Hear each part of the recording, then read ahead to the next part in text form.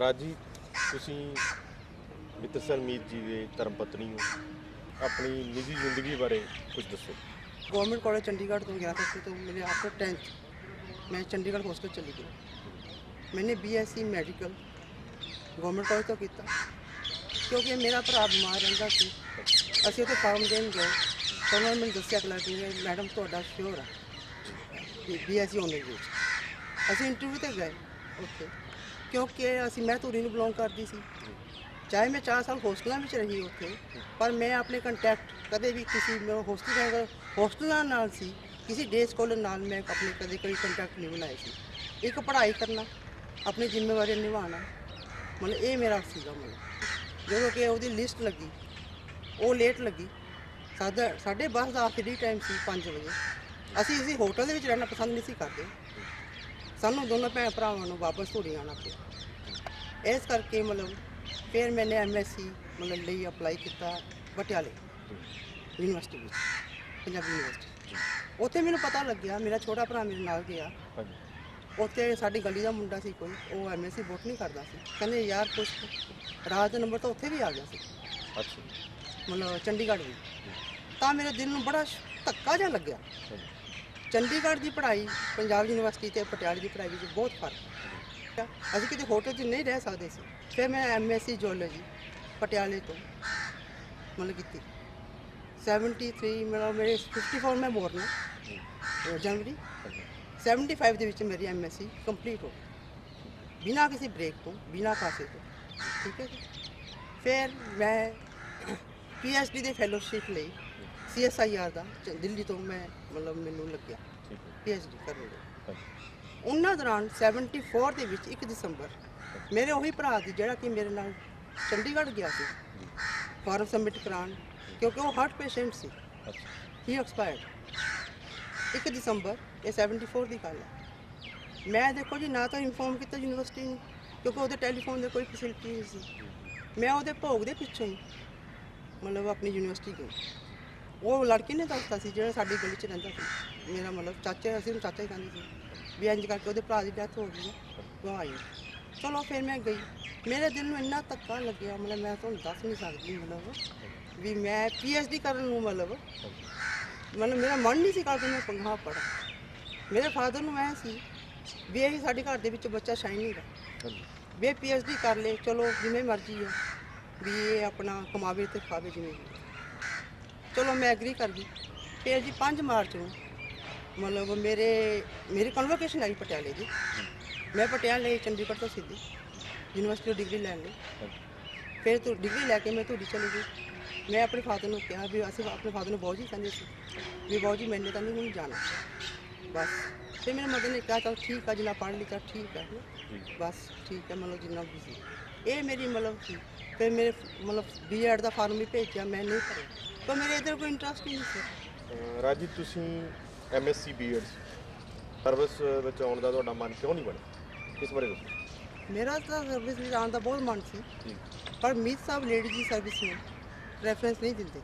मेरे घर की देख रेख गृहस्थी ਵਿੱਚ ਪਈ ਜਨਾਨੀ ਕਰ ਸਕਦੀ ਆ, ਬੱਚੇ ਨੂੰ ਆਪਣੇ ਵੀ ਪੜ੍ਹਾਉਣਾ ਲਿਖਾਉਣਾ ਆਪ, ਜਾਂ ਬੱਚੇ ਘਰ ਦੀ ਕੇਅਰ ਟੇਕ ਕਰਨੀ घर भी रह के लेडी ज़्यादा कर सकती है। जिथे ये लैक्चर करते सी, लॉ के लैक्चर सी या साहित्यक समागम लैक्चर देने जाते सी, नाल जाते सी तुसीं?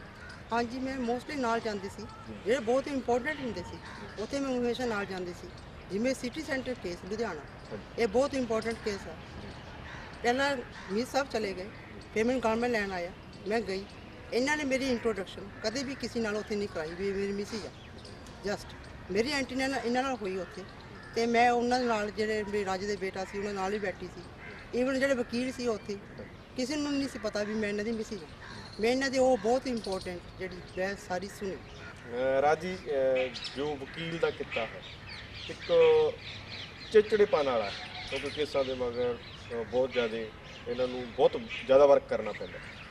चिड़चिड़ापन सुभाविक गल है, तो कदे ये चिड़चिड़ापन इन्हां दे ਤੁਹਾਡੇ ਜਿਹੜਾ ਹੈ ਘਰ ਵਿੱਚ ਵੀ ਹੈ ਉਹਦੇ ਨਾਲ ਕੋਈ ਇਫੈਕਟ ਪਿਆ ਹੋਵੇ? नहीं जी, साढ़े घर में इवन क्योंकि इन्होंने शुरू तो सरकारी वकील के तौर पर नौकरी की है, पर इन्हों की मतलब नॉलेज ही इन्नी आ, इन्हों घर आके कदे किताबां देखने की लोड़ ही नहीं पई। मैं कदे देखा नहीं 35 साल के ਵੀ ਇਹਨਾਂ ਨੇ ਕਿਤੇ ਕਿਤਾਬਾਂ ਕੱਢੀਆਂ ਹੋਣ, ਉਹਨੂੰ ਕੋਈ ਕੇਸ ਦੇਖਾ ਹੋਵੇ, ਇਹਨਾਂ ਦੀ ਜੀਕੇ ਇੰਨੀ ਉਹਦੇ ਵਿੱਚ। ਅਸੀਂ ਇਹ ਦਾਅਵ ਦਿੰਦੇ ਹਾਂ ਵੀ ਇਹਨਾਂ ਨੇ ਕਦੇ ਵੀ ਚਿੜਚਿੜਾਪਣ ਘਰ ਦੇ ਵਿੱਚ ਹੌਸਲੇ ਨਹੀਂ ਦਿਖਾਏ। ਆਪਣੇ ਕਲਾਇੰਟਸ ਨਾਲ, ਆਪਣੇ ਸਰਕਾਰੀ ਜਿਹੜੇ ਉਹਨੇ ਕੁਲੀਗਸ ਨੇ, ਉੱਥੇ ਕਿਵੇਂ ਮਰਜ਼ੀ ਰਹਿਣ, ਪਰ ਆਪਣੇ ਕਿੱਤਾ ਜਿਹੜਾ ਸੀਗਾ ਸਰਕਾਰੀ ਵਕੀਲ ਦਾ, ਉਹ ਘਰ ਦੇ ਵਿੱਚ ਕਦੇ ਮਤਲਬ ਦਫ਼ਤਰ ਨੂੰ ਘਰੇ ਨਹੀਂ ਲਿਆਏ। ਨਹੀਂ, ਕਦੇ ਵੀ।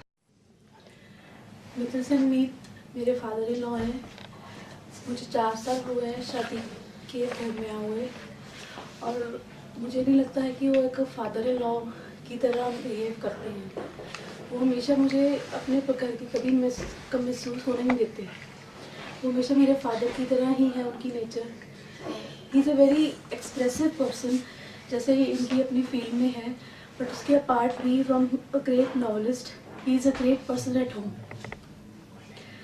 बट उनकी नेचर बहुत ही रिजर्व है। घर में रिजर्व रहते हैं, तो ज़्यादा बोलते नहीं हैं किसी से। वो हमसे अगर उन्होंने कोई बात करनी होती है तो बहुत लिमिटेड टू द पॉइंट बात करते हैं। He is a very accurate person. इनके डिसीजंस इतने फर्म होते हैं कि कोई भी अगर घर में कुछ प्रॉब्लम है किसी की रिगार्डिंग, तो वो इतना परफेक्ट और फर्म डिसीजन देते हैं कि हमें उसका सेकंड थॉट देने का चांस नहीं मिलता है उसको। And moreover he is a very helpful person. किसी को कोई लेबर क्लास हो या हमें किसी भी फील्ड में किसी भी तरह की हेल्प हो, he is always at our only one job voice, कि वो हमें हमेशा एज अ हेल्पिंग हैंड देते हैं। एंड अगर हम उनके नॉवेल्स की बात करते हैं, तो मैंने ज़्यादा तो नहीं पढ़ा है उनका नॉवल, मगर जब थोड़ा सा भी पढ़ा है तो उसमें ऐसे थॉट्स निकलते हैं कि जैसे वो हमें इतनी फ्रस्ट्रेशन होती है उनको पढ़ के कि हम उसका कुछ कर नहीं सकते हैं। जो आजकल का गोइंग ऑन जो एक सिस्टम चल रहा है हमारे पॉलिटिक्स का, उन्होंने एक बहुत अच्छा व्यू उनके सब नॉवेल्स में अपना लिखा है। और जो हमारा आज का यूथ है, हमारा यूथ सब चाहता वही है कि जो उन्होंने अपने नॉवल में लिखा है, बट हम कर कुछ नहीं सकते हैं। बट जैसे कि आजकल की उनके नॉवेल्स हर यूनिवर्सिटी में, हर कॉलेजेस में, काफ़ी कॉलेजेस में लगे हुए हैं, तो मेरे ख्याल से काफ़ी एक वाइड रेंज ऑफ पब्लिक तक, यूथ तक उनके थॉट्स, उनकी परसेप्शंस पहुंच रही हैं, ताकि वो भी आने वाले टाइम में हमारे पॉलिटिकल सिस्टम जो है हमारा, उसको चेंज करने में भी बहुत हेल्प देंगे। ਮਿਤ ਜੀ, ਤੁਸੀਂ ਫੌਜਦਾਰੀ ਨਿਆਂ ਪ੍ਰਬੰਧ ਨੂੰ ਕੇਂਦਰ ਵਿੱਚ ਰੱਖ ਕੇ 4 ਨਾਵਲ ਲਿਖੇ, ਕੁਝ ਪੁਸਤਕਾਂ ਕਾਨੂੰਨ ਸੰਬੰਧੀ ਵੀ ਲਿਖੀਆਂ। ਪਾਠਕਾਂ ਨੂੰ ਨਾਵਲ ਪੜ੍ਹ ਕੇ ਹੀ ਕਾਨੂੰਨ ਦੀਆਂ ਪੇਚੀਦਗੀਆਂ ਤੇ ਇਹਦੇ ਪ੍ਰਬੰਧ ਨਾਲ ਸੰਬੰਧਿਤ ਵਿਅਕਤੀਆਂ ਦੀਆਂ ਕਲਾਬਾਜ਼ੀਆਂ ਜਾਂ ਹੇਰਾਫੇਰੀਆਂ ਸਮਝ ਆ ਜਾਂਦੀਆਂ। ਫਿਰ ਇਹ ਕਾਨੂੰਨ ਦੀਆਂ ਕਿਤਾਬਾਂ ਲਿਖਣ ਦੀ ਕੀ ਜ਼ਰੂਰਤ ਪਈ, ਇਸ ਬਾਰੇ ਦੱਸੋ। ਇਹ ਹੈ ਜਿਹੜੇ ਨਾਵਲ ਹੈ, ਇਹਦੇ ਵਿੱਚ ਮੈਂ ਆਮ ਪਾਠਕਾਂ ਨੂੰ ਧਿਆਨ ਵਿੱਚ ਰੱਖ ਕੇ ਲਿਖੇ ਨੇ, ਔਰ ਇਹਦੇ ਵਿੱਚ ਪੁਲਿਸ ਦੀਆਂ ਜੋ ਖਾਮੀਆਂ ਨੇ, ਜੋ ਨਿਆਂਪਾਲਕਾਂ ਦੀਆਂ ਖਾਮੀਆਂ ਨੇ, ਜੇਲ੍ਹ ਪ੍ਰਬੰਧ ਦੀਆਂ ਖਾਮੀਆਂ ਨੇ, ਔਰ ਜਿਨ੍ਹਾਂ ਦੀ ਵਰਤੋਂ ਕਰਕੇ ਇਹਨਾਂ ਅਦਾਰਿਆਂ ਵਿੱਚ ਕੰਮ ਕਰਦੇ ਅਫਸਰ ਕਰਮਚਾਰੀ ਲੋਕਾਂ ਨੂੰ ਲੁੱਟਦੇ ਖਸੁੱਟਦੇ ਨੇ, ਉਹ ਪੇਸ਼ ਕੀਤਾ ਹੈ। ਇੱਕ ਬਿਲਕੁਲ ਵੱਖਰੇ ਐਂਗਲ ਤੋਂ ਲਿਖੇ ਹੋਏ ਨਾਵਲ ਨੇ। ਦੂਸਰੇ ਪਾਸੇ ਜਿਹੜੀਆਂ ਕਾਨੂੰਨ ਦੀਆਂ ਕਿਤਾਬਾਂ ਨੇ, ਉਹਨਾਂ ਨੂੰ ਆਪਾਂ 3 ਹਿੱਸਿਆਂ ਵਿੱਚ ਵੰਡ ਕੇ ਸਮਝਾਂਗੇ ਮੈਂ ਕਿਉਂ ਲਿਖੀਆਂ। ਪਹਿਲੀਆਂ ਕੁਝ ਕਿਤਾਬਾਂ ਨੇ ਜਿਹੜੀਆਂ ਪੰਜਾਬੀ 'ਚ ਨੇ, ਉਹ ਪੁਲਿਸ ਵਾਲਿਆਂ ਨੂੰ ਮੁਖਾਤਬ ਹੋ ਕੇ ਲਿਖੀਆਂ ਨੇ।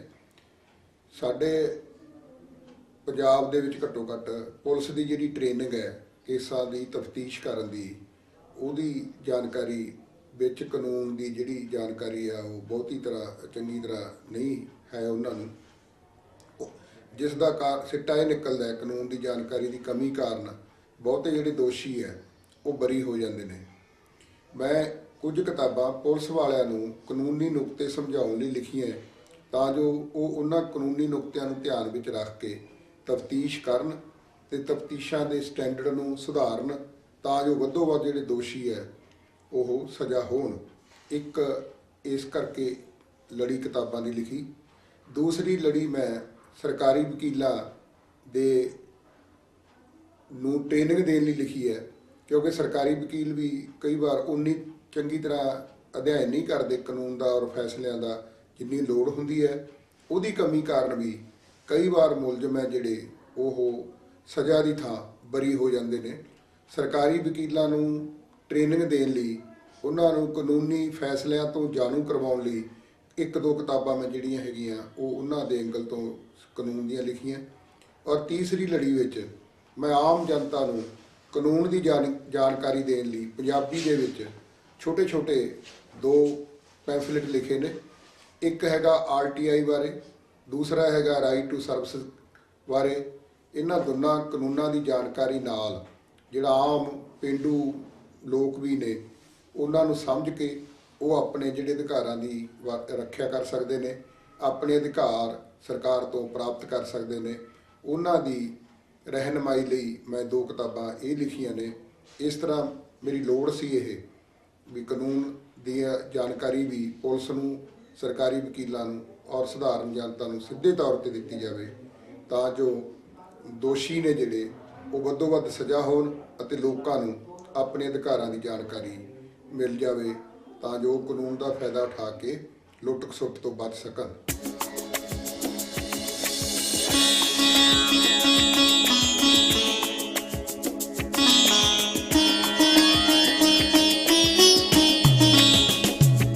ਸਾਹਿਤ ਸਮਾਜ ਦਾ ਸ਼ੀਸ਼ਾ ਹੁੰਦਾ ਹੈ ਅਤੇ ਸਾਹਿਤ ਮਨੁੱਖ ਵਿੱਚ ਚੇਤਨਤਾ ਪੈਦਾ ਕਰਦਾ ਹੈ। ਸਾਹਿਤ ਦੇ ਇਸ ਮਨੋਰਥ ਦਾ ਸਾਕਾਰ ਰੂਪ ਮਿੱਤਰ ਸੈਨ ਮੀਤ ਦੀਆਂ ਸਾਹਿਤਕ ਕਿਰਤਾਂ ਵਿੱਚੋਂ ਬਖੂਬੀ ਵੇਖਿਆ ਜਾ ਸਕਦਾ ਹੈ।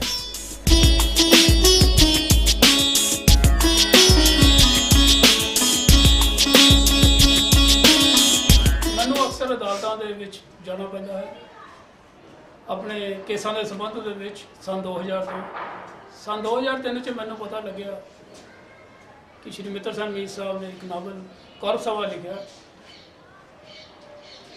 ਉਹ ਮੈਂ ਨਾਵਲ ਲੈ ਕੇ ਜਦੋਂ ਪੜ੍ਹਨਾ ਸ਼ੁਰੂ ਕੀਤਾ ਤੇ ਜਿਹੜੀਆਂ ਗੱਲਾਂ ਮੈਨੂੰ ਕਾਨੂੰਨੀ ਦਾਅ-ਪੇਚ ਨਹੀਂ ਪਤਾ ਸੀਗਾ ਉਹ ਮੈਨੂੰ ਪਤਾ ਲੱਗਣੇ ਸ਼ੁਰੂ ਹੋਏ ਕਿ ਅਦਾਲਤਾਂ ਦੇ ਵਿੱਚ ਵਕੀਲ, ਸਰਕਾਰੀ ਵਕੀਲ, ਜੱਜ ਸਾਹਿਬਾਨ ਕਿੱਦਾਂ ਆਪਣੇ ਮਤਲਬ ਦੇ ਲਈ ਜਾਂ ਪ੍ਰਭਾਵ ਥੱਲੇ ਆ ਕੇ ਮੁਕੱਦਮੇ ਨੂੰ ਦਾ ਰੁਖ ਬਦਲ ਦਿੰਦੇ ਤੇ ਛੋਟੇ ਮੁਲਾਜ਼ਮ ਅਦਾਲਤਾਂ ਦੇ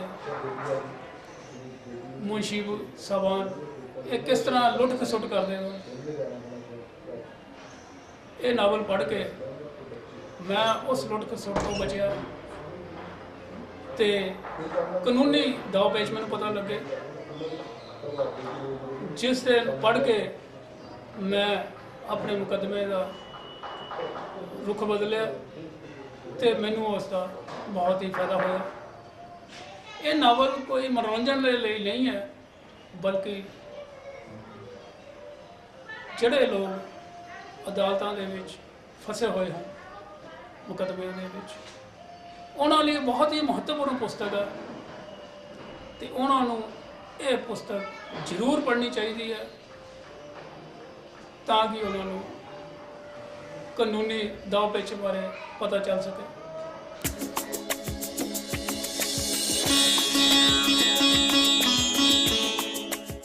ਇੱਕ ਸਰਕਾਰੀ ਵਕੀਲ ਦਾ ਪੁਲਿਸ ਤੇ ਨਿਆਂਪਾਲਕਾਂ ਨਾਲ ਸਿੱਧਾ ਵਾਹ ਪੈਂਦਾ ਹੈ।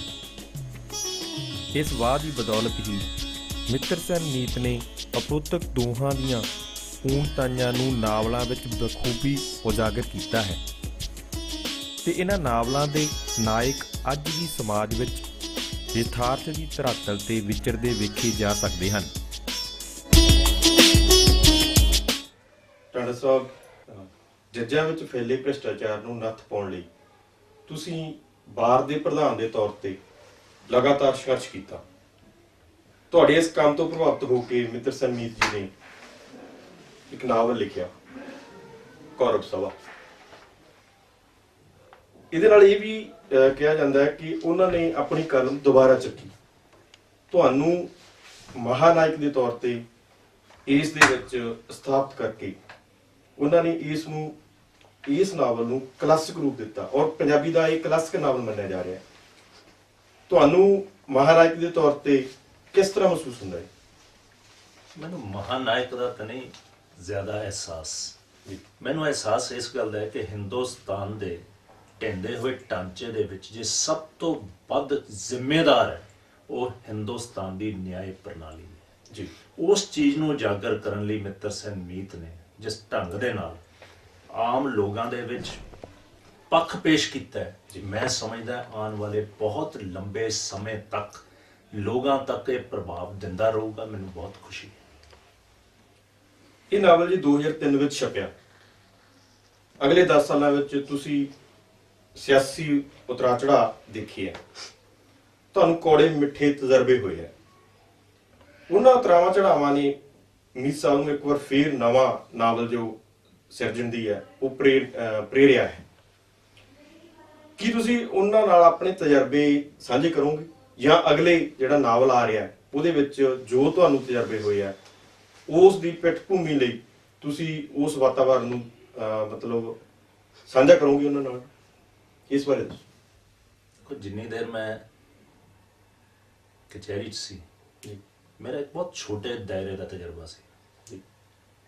ਸਰਕਾਰ ਦੇ ਵਿੱਚ ਹਿੱਸਾ ਲੈ ਕੇ ਅਸੈਂਬਲੀ ਤੱਕ ਪਹੁੰਚ ਕੇ ਮੈਨੂੰ ਇੰਨੇ ਜ਼ਿਆਦਾ ਚਾਨਣ ਹੋਇਆ ਹੈ ਇਸ ਕਰਪਟ ਭ੍ਰਿਸ਼ਟਾਚਾਰ ਲੱਥ-ਪੱਥ ਸਿਸਟਮ ਦਾ।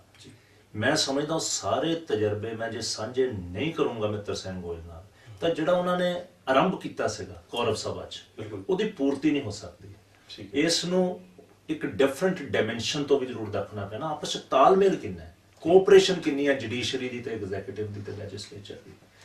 ਇੱਥੋਂ ਤੱਕ ਕਿ ਮੈਨੂੰ ਗੁਰੇਜ਼ ਨਹੀਂ ਕਹਿਣ ਦੇ ਵਿੱਚ ਅੱਗੇ ਸੁਣਿਆ ਕਰਦੇ ਸੀ ਕਿ ਡਿਸਟ੍ਰਿਕਟ ਲੈਵਲ ਤੱਕ ਕਰਪਸ਼ਨ ਹੈਗੀ ਜੁਡੀਸ਼ਰੀ 'ਚ। ਹੁਣ ਦੁੱਖ ਹੁੰਦਾ ਹੈ ਕਿ ਸੁਪਰੀਮ ਕੋਰਟ ਦੇ ਵਿੱਚ ਵੀ ਲੋਕ ਉਂਗਲੀਆਂ ਚੱਕਦੇ ਆ, ਉੱਥੇ ਦਲਾਲ ਤੁਰੇ ਫਿਰਦੇ ਆ। ਟਣ ਸਾਹਿਬ ਤੁਸੀਂ ਵੀ ਤਜਰਬੇਕਾਰ ਹੋ ਔਰ ਬਹੁਤ ਸਾਰੇ ਉਤਰਾਅ ਚੜ੍ਹਾਅ ਦੇਖੇ ਹੈ, ਔਰ ਮਿੱਤਰ ਸੈਨ ਮੀਤ ਜੀ ਵੀ ਇੱਕ ਤਜਰਬੇਕਾਰ ਵਕੀਲ ਵੀ ਨੇ ਤੇ ਇੱਕ ਸਾਹਿਤਕਾਰ ਵੀ ਨੇ, ਨਾਵਲਕਾਰ ਵੀ ਨੇ। ਹੁਣ ਇਹ ਤਜਰਬੇ ਜੋ ਤੁਸੀਂ ਸਾਂਝੇ ਕਰੋਗੇ ਉਸ ਦੇ ਨਾਲ ਤੁਹਾਨੂੰ ਕਿਵੇਂ ਲੱਗਦਾ ਕਿ ਕਿਹੋ ਜਿਹੀ ਕਿਰਤ ਜਿਹੜੀ ਆ ਪਾਠਕਾਂ ਨੂੰ ਪੰਜਾਬੀ ਜਿਹੜਾ ਸਾਹਿਤ ਹੈ ਉਸ ਨੂੰ ਦਿੱਤੀ ਜਾਊਗੀ?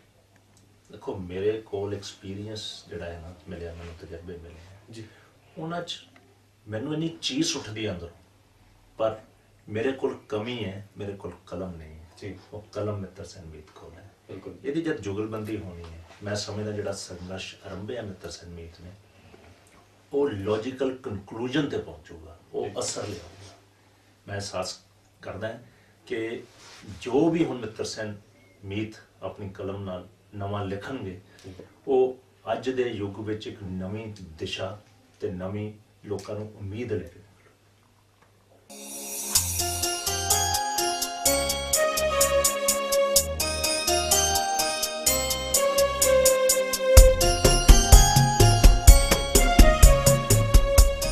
ਮਿੱਤਰ ਸੈਨ ਮੀਤ ਨੇ ਹੁਣ ਤੱਕ ਪੁਨਰਵਾਸ, ਲਾਮ, ਖੁਸ਼ਬੂ ਜਿਹੇ ਕਹਾਣੀ ਸੰਗ੍ਰਹਿ ਅਤੇ ਅੱਗ ਦੇ ਬੀਜ, ਕਟਹਿਰਾ, ਕੌਰਵ ਸਭਾ, ਸੁਧਾਰ ਘਰ ਜਿਹੇ ਨਾਵਲ ਪੰਜਾਬੀ ਸਾਹਿਤ ਜਗਤ ਨੂੰ ਦੇ ਕੇ ਇਸ ਨੂੰ ਅਮੀਰ ਬਣਾਇਆ ਹੈ। ਮੀਤ ਦੇ ਨਾਵਲ ਸੁਧਾਰ ਘਰ ਨੂੰ ਭਾਰਤੀ ਸਾਹਿਤ ਅਕਾਦਮੀ ਦਾ ਇਨਾਮ ਮਿਲ ਚੁੱਕਾ ਹੈ। ਮੀਤ ਦੇ ਨਾਵਲਾਂ ਨੂੰ ਸੰਯੁਕਤ ਰੂਪ ਵਿੱਚ ਰਾਮ ਰਾਜਿਆ ਸਿਰਲੇਖ ਅਧੀਨ ਛਾਪ ਕੇ ਹਰਿਆਣਾ ਪੁਲਿਸ ਅਕੈਡਮੀ ਨੇ ਆਪਣੇ ਸਿਲੇਬਸ ਵਿੱਚ ਵੀ ਲਗਾਇਆ ਹੈ। ਇਹਨਾਂ ਨਾਵਲਾਂ ਦੇ ਕਈ ਸੰਸਕਰਣ ਛਪ ਚੁੱਕੇ ਹਨ ਤੇ ਇਹ ਨਾਵਲ ਦੂਜੀਆਂ ਭਾਸ਼ਾਵਾਂ ਵਿੱਚ ਅਨੁਵਾਦ ਹੋ ਚੁੱਕੇ ਹਨ।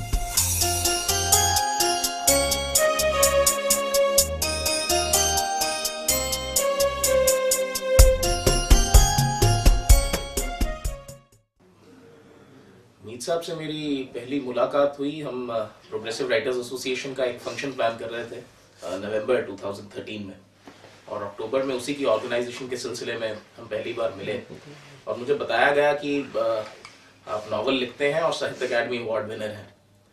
तो इम्प्रेस तो मैं ऑलरेडी था, लेकिन वो जो हमारा फंक्शन हुआ रिसाइटल्स का, उसके इमीडिएटली बाद जब हम मिले तो इन्होंने मुझे अपना एक नावल तफ्तीश नाम का, जो इनका डेब्यू नावल है, वो दिया पढ़ने के लिए। और फ्रैंकली वो मेरा पहला पंजाबी नावल था, लेकिन जब मैंने उसे पढ़ना शुरू किया तो करीब 2 ही चैप्टर्स के बाद मुझे ऐसा लगने लगा कि इसका जो नरेटिव है वो बहुत ज़्यादा ग्रिपिंग है। It's very captivating. और फिर मैंने मीत साहब से बात की, मैंने फ़ोन किया कि सर मैं आपका नावल तो पढ़ रहा हूँ और बहुत बढ़िया भी है, लेकिन इसका नरेटिव है, जो स्टाइल है इसका नरेशन का, जिस तरह से इसमें स्टोरी को आगे ले जाया गया है, जिस तरह से बातें कही जा रही हैं, मुझे लगता है कि इसका इंग्लिश में ट्रांसलेशन होना चाहिए ताकि ये ज़्यादा से ज़्यादा लोगों तक पहुँच सके। इन्होंने मुझे घर बुलाया और हमने इस बारे में बात की, तो इन्होंने मुझे 2 इंग्लिश ट्रांसलेशन उसी नॉवल के तफ्तीश के दिखाए जो ये ऑलरेडी रिजेक्ट कर चुके थे क्योंकि ही वॉज नॉट सेटिस्फाइड। खैर मैंने बात की और मैंने कहा कि आप मुझे एक मौका दीजिए, और जब मैंने स्टार्ट किया तो फर्स्ट चैप्टर के कुछ पेजेस करने के बाद में मैंने इन्हें दिखाया and he was okay with them. हाँ, इम्प्रोवाइजेशंस के लिए मुझे जरूर उन्होंने कहा। रीजन ये था कि मेरे मन में एक बात थी कि अगर हम ग्लोबल लिटरेचर देखते हैं तो आपको नॉवेल्स में, खास करके इंडिया में, आपको बहुत अच्छे पोएट्स मिल जाएंगे, बहुत जो वर्ल्ड रिनाउंड है, world renowned short story writers मिल जाएंगे, लेकिन अगर हम नॉवेल्स की बात करें तो ग्लोबल लेवल पे आपको इटालियन राइटर्स मिल जाएंगे, फ्रेंच राइटर्स मिल जाएंगे जो बहुत फेमस हैं, इंग्लिश राइटर्स मिल जाएंगे, अमेरिकन नॉवेलिस्ट भी मिल जाएंगे। इसका मतलब ये नहीं है कि हिंदी में या पंजाबी में अच्छे नॉवेलिस्ट नहीं हैं, काम हुआ है, लिखे गए हैं, बहुत अच्छे लिखे गए हैं, लेकिन सिर्फ एक लैंग्वेज बैरियर की वजह से ये अपनी एक्चुअल ऑडियंस तक नहीं पहुंच पाए हैं, उन नंबर्स तक नहीं पहुंच पाए हैं, उन लोगों तक नहीं पहुंच पाए हैं जो इस तरह का लिटरेचर पढ़ना चाहते हैं और जो कि पढ़ा जाना चाहिए। तो मुझे कहीं ना कहीं ये चीज बहुत ज्यादा हिट कर रही थी कि इसका ट्रांसलेशन होना चाहिए, ज्यादा लोगों तक पहुंचना चाहिए। दूसरी चीज ये थी कि इसमें 90s के वक्त के पंजाब की जो एक पिक्चर स्टोरी के साथ साथ में पेश की गई है वो लोगों के सामने आनी चाहिए। जिस तरह के मेटाफर्स को यूज करके कैरेक्टराइजेशन की गई है नॉवेल्स की, प्लॉट को जिस तरह से यूज किया गया है और जिस तरह से हर एक चीज को बड़ी ही अलग अलग लेवल्स पे, फॉर एग्जांपल मुझे मीत साहब ने खुद ये बात बताई कि करप्शन अलग अलग लेवल्स पे किसी की मजबूरी भी हो सकती है, किसी की ग्रीड भी हो सकती है और बहुत हाई लेवल पे शायद किसी की पॉलिटिकल एम्बिशन भी हो सकती है, और यही चीजें इस नॉवल में कही गई थी।